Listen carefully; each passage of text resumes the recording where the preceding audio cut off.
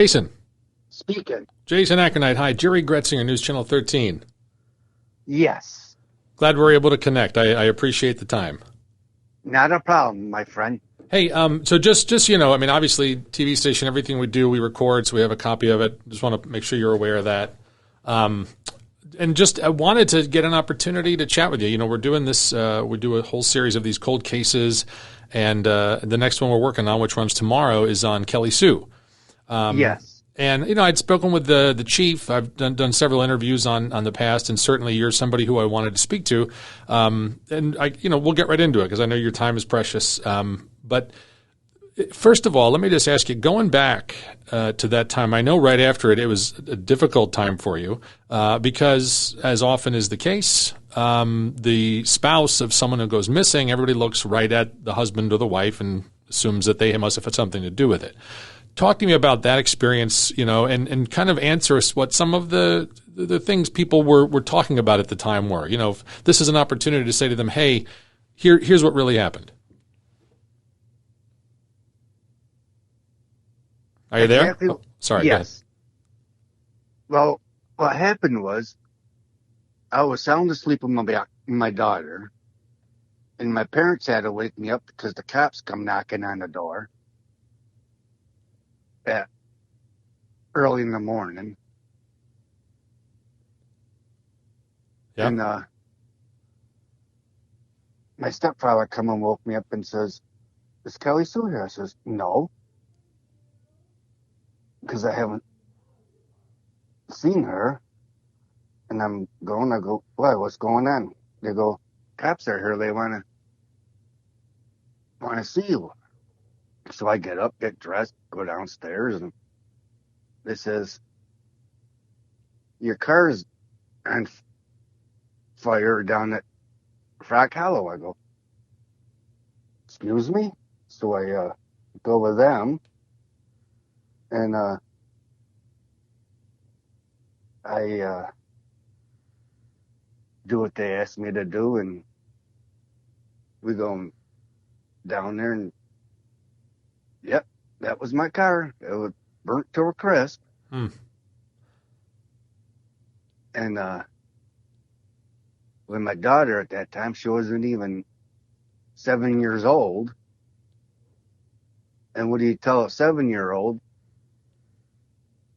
I had to lie to her that day because she had to go to school. And when she come home, sat down, told her that her mother didn't come home from work and we don't know where she is. And they investigated me, and I didn't have a thing to do with it. I was in the clear because I was sound asleep that night. And Dave Gilbo and I were in contact for days on end. And then I had to go get her paycheck that week. And I noticed something strange, but I didn't put two and two together until years later that half her clothes were down at work. You said she had clothes at work? Yeah. What would be the explanation for that? She was cheating on me with a coworker.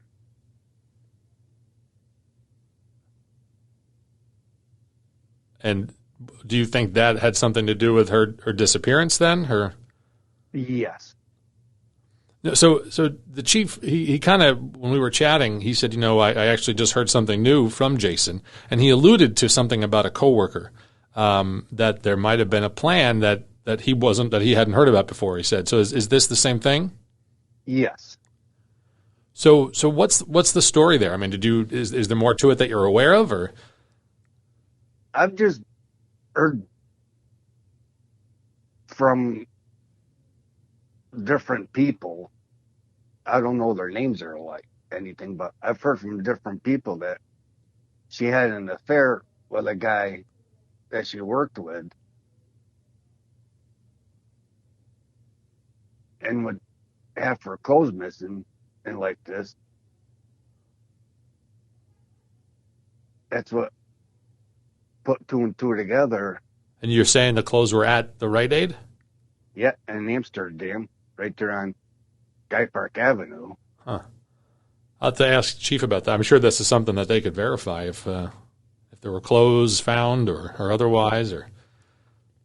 And at the time when she disappeared, the amount of her clothes that were in the drawers. I mean, did you notice at the time that there was some missing or? Nope. And police, I'm sure he's got records if they went through and thought to look at that or not. But, let me, if you don't mind, and these are kind of the tough questions to ask, but, as I said, and you lived it, immediately after this, people looked at you and they said, okay, what did Jayson do? What did he have to do with this? So if you don't mind, I'm just going to ask you straight out to answer the questions people had and just answer as you would. The first one, did you kill Kellisue Ackernect? I had nothing to do with it. Not at all. And that was my next question. Did you have anything to do at all with her disappearance, or do you know what happened? I have no clue. So, I've had a couple of people said, I don't think he did it, but I think he knows. And you're saying you don't know anything about it? Nope. What was I going to say? So here's something too. So how long were you guys married for? Well, long enough to have an 8-year-old daughter, right? Yeah. Yeah. So you knew her. I don't know exactly what your relationship was like. I know the chief said that there were other partners that were in and out of your lives over the years, but you had to know her pretty well. So with the knowledge you had of her, what's your gut telling you today? Is Kellisue alive and out there and decided to just disappear and start over? Or do you think something happened to her? I think she just took off and started her life over again. So you don't think there was any foul play? You think she just decided she needed a restart? Yeah. What let me ask you about your daughter. I spoke to her, and she was very well spoken about her emotions of that day, but she said there is no perfect answer for her because either she finds out that mom was killed, or she finds out that mom up and left and never came back for her. And I know I know there's been some strain, some stress in your relationship between the two of you, but how as a father what message would you give to her to try to help her deal with whatever the outcome would be? I've talked to her a few times, and I've told her that her mother and someone she worked with, they took the night, from what I was told, they took the night deposit and took off out of town. So that's part of the other guy you talked about from Rite Aid, you're saying that Kellisue and that person took the night deposit and disappeared together? Yeah. Huh. Any idea who that person was? Because I'm assuming there would be another individual who would, has kind of disappeared. I have no clue who he was. And you've gotten this information just from other people who've talked to you over the years, or? Yes. All right, I'll have to talk to the chief about this. So, I don't want to take up too much more of your time. I appreciate you doing this. I wish we could have, connected in person, but I know you're busy and it's hard for us to get out to Johnstown too much. But again, there was such a focus on you initially, and for several years, that had to be difficult. It had to be hard to move on. Do you want anything else you want to say to people who were just so convinced you were involved at the time, and explain to them how you weren't, and how you've tried to rebuild your life after that? Well, I went to counseling because of all of this, because I had nothing to do with it. And not only that, I was going through had a medical condition because I was going through seizures. That brought on by this whole ordeal? Well, I had that before. Okay. And I also had brain surgery.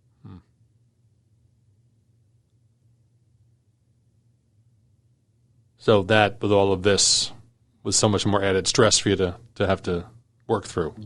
Exactly. Are you remarried now? Yes, I am. Congratulations on that. It'll be 2 years in October. Congratulations. Good for you. Thank you. All right. Well, listen, Jayson, I do appreciate you taking the time to chat with me here.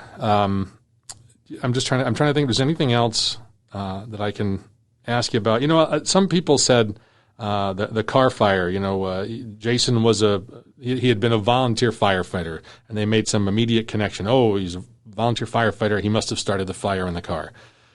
Was that your only car at the time? I think the chief said that was the only vehicle you guys had, and you didn't have a lot of money, and therefore it didn't really make sense. Why would you want to, you know? No, I had 2 vehicles in my name. Okay. So it was the Saturn, and you had another, you said? Yeah, I had a pickup truck. Okay. But as far as addressing the people who thought, oh, well, he was a volunteer fireman at one point, it makes sense that he would light the car on fire. No, that ain't. They were all rumors, and you know how rumors are. Mm-hmm.